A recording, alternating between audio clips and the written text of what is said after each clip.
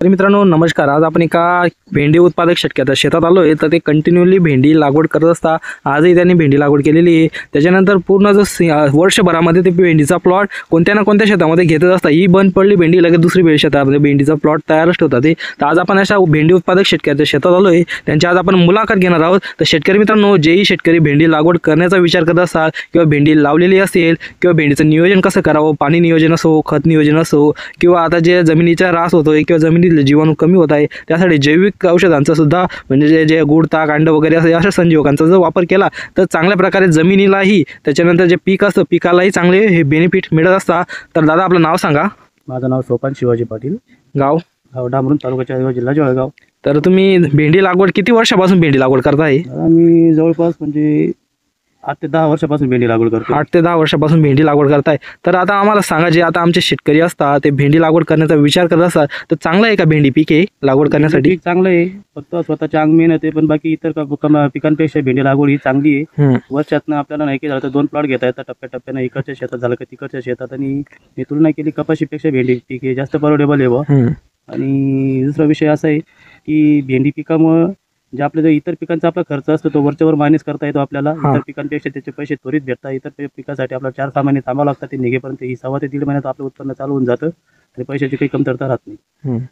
तर शेतकरी मित्रांनो असं सांगा, आता भेंडी लागवड करता आपण, लागवड केल्यानंतर त्याच्यावर फवारणी नियोजन कसं करता, मी खत नियोजन कशा पद्धतीने करता? फवारणी नियोजन म्हणजे असे, आता आपले समजा आता भेंडी उगवण शक्तीचा चांगली असण्यासाठी आपण तिला सुरुवातीला आपण जर म्हटलं तर ते पावडर येते, ह्युमिक ॲसिड सोडावं लागतं.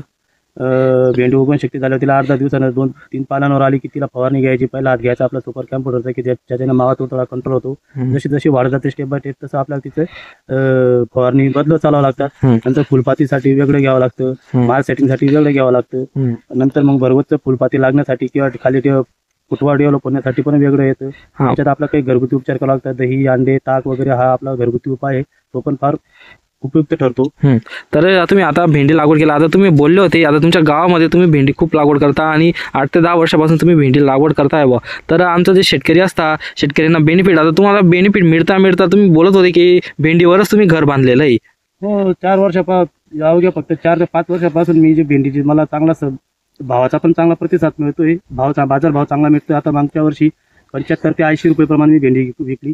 80 रुपयाच्या भावात माझी कंपल्सरी म्हणजे 4 ते 5 महिने भेंडी चालली आणि 2 क्विंटल माल माझा डेली चालू असायचा 1 दिवसाआड. त्याच्यामुळे मला बेनिफिट चांगला मिळाला आणि या 3-4 वर्षात मी ते पैसे साचून मी 9 ते 10 लाखाचं घर निवड फक्त भेंडीवर बांधलेलं आहे. तर आमचे जे शेतकरी युवा उद्योजक शेतकरी असतात, आता युवा मुलं आहे, त्यांना आता कंपन्यात जातात, तिथं जाऊन त्यांना म्हणजे बेनिफिट मिळत नाही. 15-20 हजाराची नोकरी करता, त्यांना शेती आता व्हेजिटेबलचे पिकं असतात त्यांच्याकडे वळले तर काय वाटतं तुम्हाला? हे बघा, 25 आणि 30 हजार रुपयामध्ये लोकांची गुलामगिरी करण्यापेक्षा आपलं जर 4 एकर शेती असते किंवा पाणी व्यवस्था चांगली असते तर आपल्या एकरचा प्लॉट जर आपण एकरमध्ये 2 प्लॉट जरी घेतले, आपण आता एका एकरमध्ये आपल्या 2.5 ते 3 प्लॉट भेंडी त्याच्यात जर आपण डिवाइड केले 2 टप्पे जर घेतले एकरमध्ये, ही संपलत आल्यावर की दुसरा प्लॉट लगेच डेव्हलप करायचा, तो संपला दुसरा. म्हणजे मला तर वाटतं की ज्याचं पाणी असेल किंवा चांगली शेती पोजनदार अशी शेती असेल तर त्याला काही नोकरीची बाहेर जायची काही गरज नाही. कारण तो महिन्यात आपल्याला 25,000 रुपये देते, त्याच्यात आपला घर खर्च इथे सगळं मेंटेनन्स काढून आपल्याला 2-5 हजार रुपये शिल्लक राहतात. पण याला जर चांगला बाजार भाव भेटला तर आता मला कमीत कमी 5 हप्त्यापासून म्हणजे 5,000-7,000 एक दिवस माझी पट्टी येते. म्हणजे महिन्यात विचार करतो मी दिवसाचे माझे 5,000 जरी म्हटलं तर 15 थोडे 15-5-75,000 रुपये मला एका महिन्याला भेटतात एका महिन्यात काढून. मला सांगा तुम्ही 20,000 रुपये महिन्याचा कमवण्यासाठी आणि अजून आपला खर्च इतर खर्च खूप असतो. जास्त थोरांची गोष्ट ठीक आहे, फॅमिलीवाल्यांना आता काही झेपवणार नाही 25-30 हजार पगार म्हणजे. त्याच्यापेक्षा आपल्या जर शेतातच चांगलं व्यवस्थित व्हेजिटेबल किंवा आपल्या भाजीपाल्याची काही शेती चांगली केली तर त्याच्यामुळे एवढं काही सुख आहे आणि नो टेन्शन आपल्या घरच्या घरी दारचेदारी व्यवस्थित. म्हणजे लोकांची गुलामगिरी करण्याचं काम नाही. गुलामगिरी करण्यापेक्षा एकरमध्ये जर 2 टप्पे घेतले भेंडीची तरी ती आपण जे तेवढे 12 महिने जेवढे कमवतो तेवढे आपल्याला 1 ते 4 महिन्यात बेनिफिट मिळून जातात. आणि अजून जे आमचे शेतकरी आता भेंडी लागवड करत असतात, काही शेतकरी घाबरत असतात, काही शेतकरी वाण लागवड करत, काही लोकली वाण बाजारामध्ये मिळत असतात. तर तुम्ही आता हे वाण लावलेलं आहे, कोणतं वाण लावलेलं आहे? आता राधिका भेंडी लावलेली आहे. आता काय भाव चालू आहे, आता दर काय चालू आहे भेंडीला? आता 50 ते 55 रुपये दर. 50 ते 55 रुपये दर. किती कॅरेट निघतो, किती माल निघतोय तुमचा आता? हे आता 1.5-2 क्विंटल माल म्हणजे 10 ते 12 कॅरेट माल. किती 1 किलो लावली का 1.5 किलो? 1 किलो. 1 किलोला एवढा माल असा निघत असो. तुम्ही वॉटर सोल्युबल खत नियोजन ही करता खालून? हो. तर वेळोवेळी माल वाढण्यासाठी पुरेपूर आहे. आणि शेतकरी मित्रांनो, भेंडी पिकावर आपली भुरी येत असते, मावा तुडतुड्याचा सगळ्यात जास्त वातावरणात बदल अटॅक होत असतो आणि आडी, आणि आपल्याला माल वाढण्यासाठी अमिनो ॲसिड, बोरान, कॅल्शियम या ज्या असे कंटेन असतात किंवा एखादी वेळेस मायक्रोटन किंवा खालून जर फुल धारणेसाठी 13-40-13 अशा ज्या ग्रेड असतात वेळोवेळी जर सोडल्या तर आपल्याला चांगल्या प्रकारे माल वाढीसाठी बेनिफिट हा मिळत असतो. तर दादा, तुम्ही आता जाता एवढंच सांगा, जे आमचे शेतकरी आता भेंडी लागवड करण्याचा विचार करतात त्यांनी हमीने भेंडी लावावी. आणि असा चढ उतार येतो का वर्षभरामध्ये तुम्ही प्लॉट घेतात तर चढ उतार आल्यामुळे काही साईड इफेक्ट? चढ उतार येतो. आता भाव कमी जास्त बाजार भाव येतो, कधी 25 रुपये पण विकायला लागते, कधी 70 रुपये पण विकायला लागते, कधी 20 रुपये, 30 रुपये, 50 रुपये जातात. आपला फक्त माल काढायचे आपण, मतलब त्याचा बाजार भाव हा चढ उतार चालू राहतो. हां, तरी माझ्या मतान जर म्हटलं तर 25 ते 30 रुपयापासून पुढे गेली तरी ती परवडेबल परवडेबल आहे.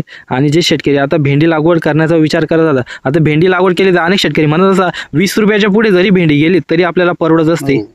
काय वाटतं तुम्हाला? परवडते 20 रुपयापासून भेंडी परवडते, कारण एका दिवसाआड माल येतो. आणि माल जर निघाला तर 20 रुपये जर गेली ती दिवसाला आपल्याला 2000 रुपये मिळत. आणि आता मी पूर्ण पिकं पाहिला व्हेजिटेबलचे सगळे पिकं आपण प्लॉट व्हिजिट करत असतो मी कंटिन्यू. तर भेंडी असं एकमेव पीक आढळलं मला की 15-20 दिवसानंतरचे भाव चढ उतर होत असतो. त्यासाठी शेतकऱ्याला एवढे काही म्हणजे गांजत नाही आणि चांगल्या प्रकारे बेनिफिट देणार आहे पीक आहे.